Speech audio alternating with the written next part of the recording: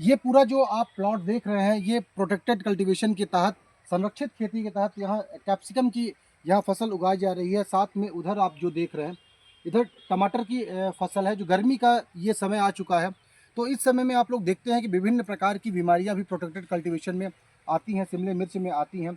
और आप देखते हैं जो रस चूसने वाले कीड़े होते हैं, जिसमें थ्रिप्स हो गए, माइट्स हो गए, तो उन कीड़ों का भी प्रकोप मौसम खराब होने पे ये होता रहता है।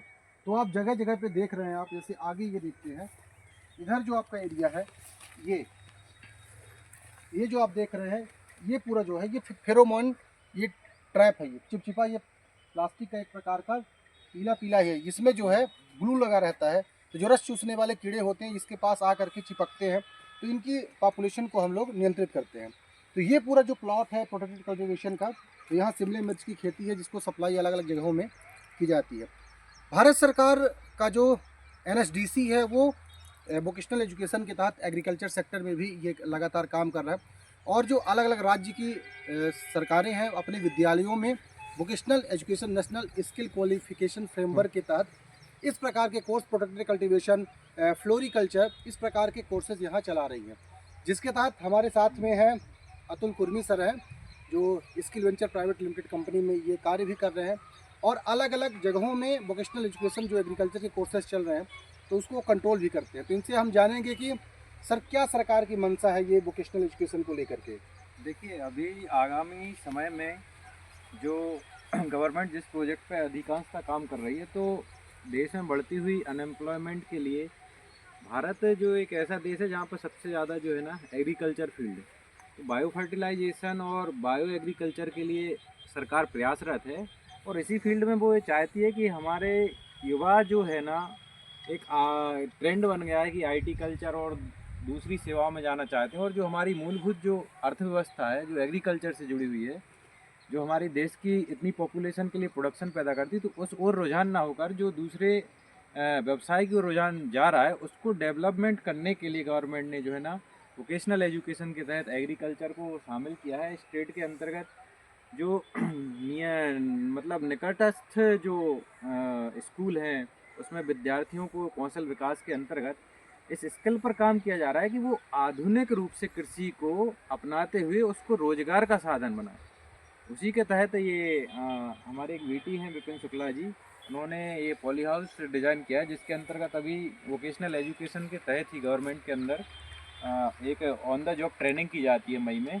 तो मैं उसी का निरीक्षण करने के लिए यहाँ पे आया हूँ। तो ऑन द जॉब ट्रेनिंग के लिए बच्चों को यहाँ पर इस स्किल के डेवलपमेंट के अंतर्गत ये सिखाया जाएगा कि कैसे पॉली हाउस का निर्माण किया जाए और कैसे इसको रोजगार के रूप में अपने क्षेत्र में और स्वयं उसको एक आय का साधन बना सकें।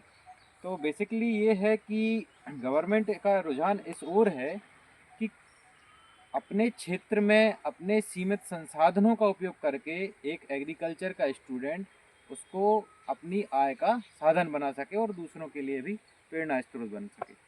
तो इसी के तहत NSDC के तहत ये कार्य किया जा रहा है, और ये बहुत अच्छा फील्ड मुझे लगा यहाँ पे पॉली हाउस, और यहाँ पर बच्चों को काफ़ी कुछ सीखने को मिलेगा। वो जो विपिन शुक्ला हैं, वो शासकीय उच्चतर माध्यमिक विद्यालय सिमरिया में जी वो कार्यरत है। उनके बच्चे जो हैं ऑन जॉब ट्रेनिंग के लिए यहाँ पर आए, मई के महीने में आए हैं। मई उसी के सिलसिले में पूरा विजिट करने आप विद्यालय भी आए थे, और हम्म। इनका फॉर्म भी देखने आए थे।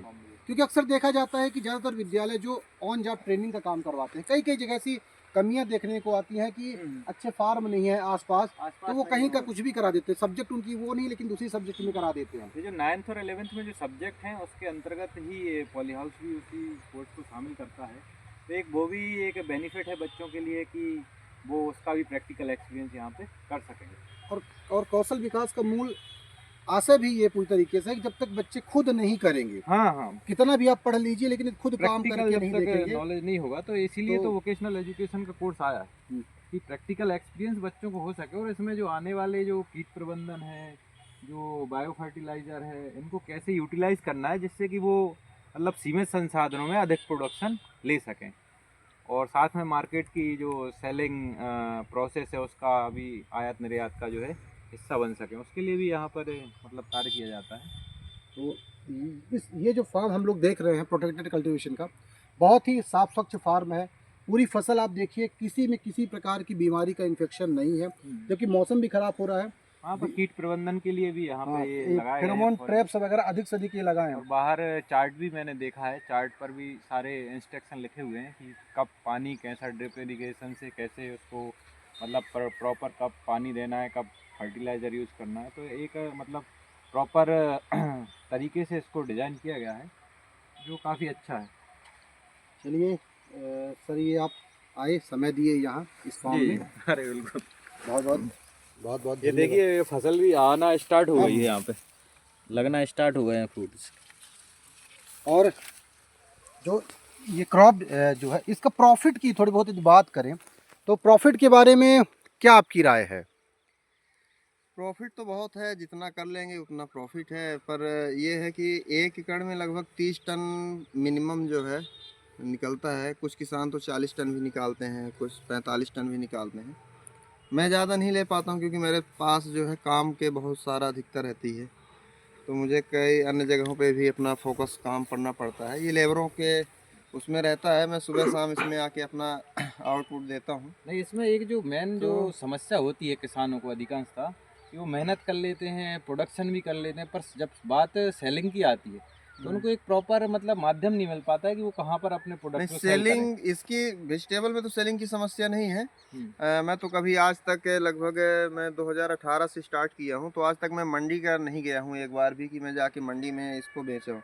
मैं यहीं से चालान बनाता हूँ, यहीं पर बिल्टी बना के मार्केट भेज देता हूँ, मार्केट में बिक जाता है, वहाँ से मुझे पैसा आ जाता है, मैं कभी नहीं जाता हूँ।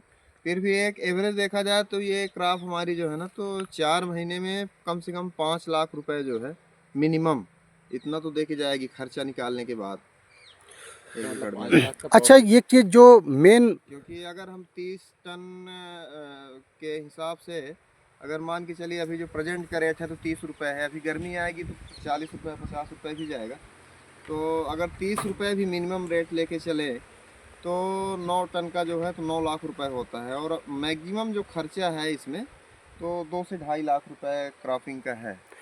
लेबर चार्ज और ये कल्टीवेशन का टोटल खर्चा 2.5 लाख रुपए। जिस सिलसिले में यहाँ हम लोग घूम रहे थे, तो ये बात चल रही थी कि आप व्यावसायिक प्रशिक्षक के पद पे भी आप शासकीय उच्चतर माध्यमिक विद्यालय सिमरिया में कार्यरत हैं आप। तो आपके यहाँ जो विद्यार्थी पढ़ाई कर रहे हैं 9वीं से 11वीं तक, 9वीं 10वीं के जो बच्चे हैं, उनको जो कोर्स है सोलिनेसिस क्रॉप कल्टीवेटर है, और जो बच्चे 11वीं 12वीं के हैं उनको फ्लोरिकल्चरिस्ट का कोर्स है। आप यहाँ क्या क्या बच्चों को सिखाते हैं ला करके, जब बच्चे आपके प्रैक्टिकल के लिए on job training, industrial training के लिए आएंगे? यहाँ पर मैं कंप्लीट पैकेज देता हूँ। इसमें आप देखेंगे बीच बीच में फ्लावर के भी पौधे लगे हुए हैं गेंदा के, और इंटर क्रॉप भी हमने किया है टमाटर और इसका जो है आपका कैप्सिकम का। हमने चिपचिपे ट्रैप लगाया है, मैं फेरोमोन ट्रैप भी हमने लगाया है, मैं लाइट ट्रैप भी जो है इस पे लगाया है कि सभी तरह के जो है बच्चों को दिखा सकें। मल्चिंग क्या होती है वो भी है, ड्रिप इरिगेशन भी है, फर्टिगेशन कैसे करते हैं, वो सब चीज़ें जो है कंप्लीट, मतलब A to Z जो खेती में होता है तो सब चीज़ है दिखाते हैं। छोटी से लेके बड़ी मशीनरी जो है, तो किस काम में कौन सी मशीनरी आती है वो भी हमारे पास अवेलेबल है कस्टम हायरिंग सेंटर के थ्रू।